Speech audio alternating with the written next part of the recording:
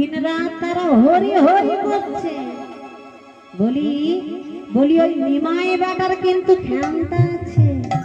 দেখেছো দেখেছো কেমন এই নবদ্বীপের মানুষগুলোকে কেমন ছলে বলে কলে কৌশলে কেমন কেমন বশ করতে হয় ওই নিমাই বেটা। তাছাড়া জানো কি আর বলবো ভাই, বলতে গেলে আবার হাসিও পায়। জানো ওই ওই মোড়া চামড়া দিয়ে গো দুটো খোল বানিয়েছে। তা ওই দুটো খোল বাবা কি বলে জানো? ওই দুটো খোল তার সঙ্গ সাথীরা দিন রাত পিটুচ্ছে। খোলের মা দিকটা কি বলে, খান দিকটা বলে বলে দে দই দে দই। আবার তার সঙ্গে সঙ্গে আবার ডান দিকটা কি বলে জানো?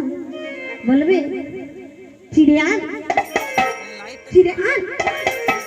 চিন্তা করে দেখো। আবার পাশে আবার থালা কাটা দুটো করতাল ওই সঙ্গে সঙ্গে বাজাচ্ছে আর বলছে মেকে চুকে খা মেকে চুকে খা।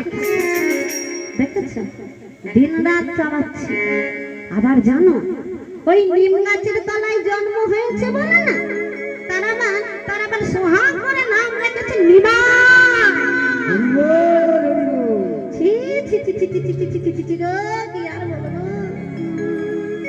ওই নিম গাছের তলায় জন্ম হয়েছে বলে তার নাম যদি বাবা নিমাই হয়, তাই তো? আচ্ছা তাহলে কারো যদি জাম গাছের তলায় জন্ম হয় তাকে বাবা কি বলবে? জামাই। তাকে কি সকলে জামাই বলে ডাকবে? হ্যাঁ, আমার জামাই, আমার বাবার জামাই, আমার মায়ের জামাই। এই এই নিমাই বেটার জন্য এই নবদ্বীপে আমাদের মান সম্মান কিছুই রইল না গো, সব ঝুলিয়ে মিশিয়ে দিল। আরে বাবা শোনো শোনো, আরে বাবা তার পিতা জগন্নাথ মিশ্র, তার কত শোনা। বলি শোনো, এর একটা প্রতিবিধান করতে হবে। বলছে প্রতিবিধান যে করবে তা কোথায় যাবে? কোথায় যাবে? বলছে চলো। শোনো একজনের নাম আমার মনে পড়েছে, মনে পড়েছে। আরে সে কে? সে হলো রাধে রাধে হরি বল হরি বল। সে হলো মহাতান্ত্রিক, মহাজ্ঞানী আর মহাপণ্ডিত। বলছে আরে বাবা মহা মহা করে চলেছে, তার নামটা বলবে তো? তার নাম হলো চাপাল চন্দ্র সিদ্ধার্থবান, যাকে আমরা চাপাল গোপাল বলেছি। চলো চলো সকলে মিলে তার কাছে যাওয়া আছে। তাই হ্যাঁ গো বাবা, সকলে মিলে চলেছে মনের আনন্দেতে। কেমন ভাবে যাচ্ছে না আনন্দিত মনে তারা করিল গমন।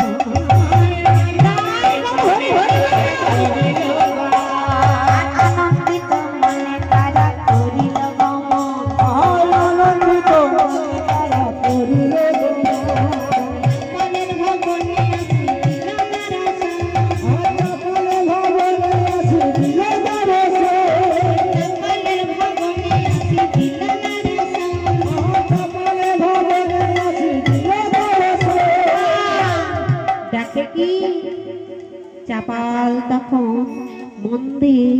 মন্দে ভবানী পূজার মধ্যে ডুবে গেছে। রক্তচন্দন রক্ত জবার সঙ্গে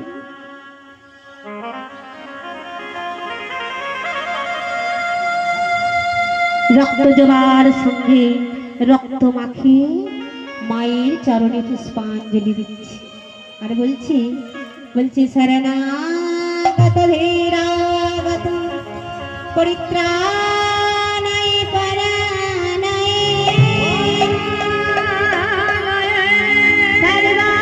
সর্বাসারূপে হরিদেবী নারায়ণী নমস্তুতে।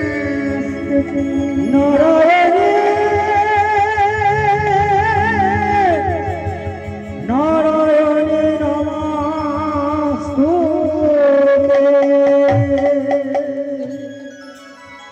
বলছে বাবা আমার আমার মাকে কেমন মানিয়েছে দেখো। ও মা, চাপাল মায়ের দিকে তাকিয়ে আছে আর তাকিয়ে বলছে মা গো, মা কালী ছাড়া আমার জীবনে কি আর আছে দাও। মা যে হলেন পরম বৈষ্ণবী গো মা। আমরা যদি মায়ের চরণ বাবা আশ্রয় না করি আমরা গোবিন্দকে পাবো বাবা? পাবো না। আমরা যদি মায়ের চরণ আশ্রয় না করি আমরা গোবিন্দকে বাবা পাবো না। কেন জানো বাবা? না, ভগবান শ্রীকৃষ্ণ যখন বাবা সর্বশ্রেষ্ঠ লীলা করেছিল, সর্বোত্তম লীলা করেছিল, কি বাবা? রাস লীলা যখন করেছিল তখন শ্রীমদ্ ভাগবতে কি বলছে জানো মা? বলছে ভগবান পিতা রাত্রে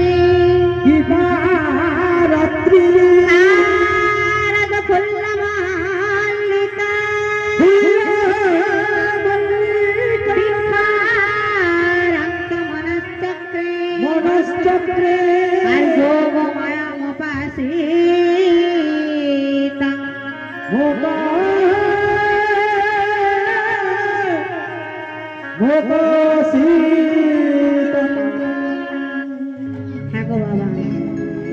তখন ভগবান শ্রীকৃষ্ণও কিন্তু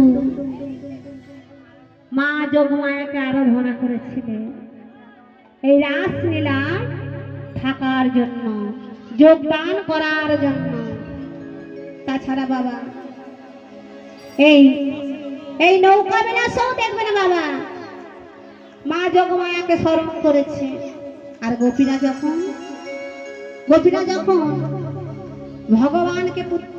ভগবানকে প্রতিরূপে চেয়েছিল বাবা, তখন কিন্তু মা কাত্যায়নী কালীর সাধনা করেছিল। কি বলেছিল না? কাত্যায়নী মহামায়ে মহাযোগের মদেশ্বরী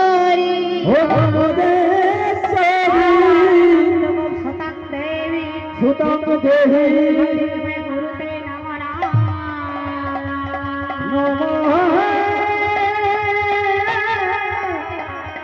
গুরুতে